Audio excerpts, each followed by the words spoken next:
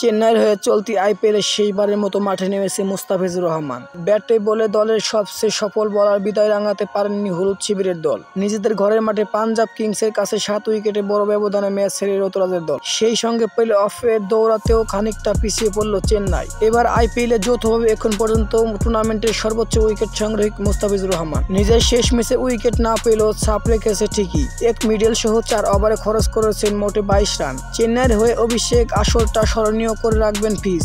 এবারের আসরে হলুদ জার্সিতে 8 ম্যাচে 14টি উইকেট শিকার করেন মুস্তাফিজুর রহমান। বুধবার চেন্নাইয়ের স্টেডিয়ামে টস হেরে শুরুতে ব্যাট করতে নেমে খুব একটা সুবিধা করতে পারেনি স্বাগতিক ব্যাটাররা। পুরোটাই বলতে গেলে রাজত্ব করেছেন পাঞ্জাবের বোলাররা। 2 স্পিনার রাহুল চাহাল পুরো ইনিংসের ছক্কা ছিল মোটে 4 আর 4-এর মার দেখা গিয়েছে 13 বার। অধিনায়ক ঋতুরাজের 62 রানের পর 30 রান পেরোতে পারেননি কোনো ব্যাটারি। চেন্নাই শেষ পর্যন্ত থামে 162 রানে। অল্প পুঁজির পর মাথিসা পাথিরান ও তুষার দেশপান্ডের মতো দলের সেরা 2 স্পিনার বাহিনী চেন্নাইয়ের বোলিংয়ে খুব একটা সুবিধা করতে পারেনি। মুস্তাফিজুর রান আটকালেও ব্রেক এনে দিতে পারেনি। শেষ দিকে সেম ক্রনের ব্যাটে 17.5 ওভারে ম্যাচ জিতে নেয় পাঞ্জাব সুপার কিংস।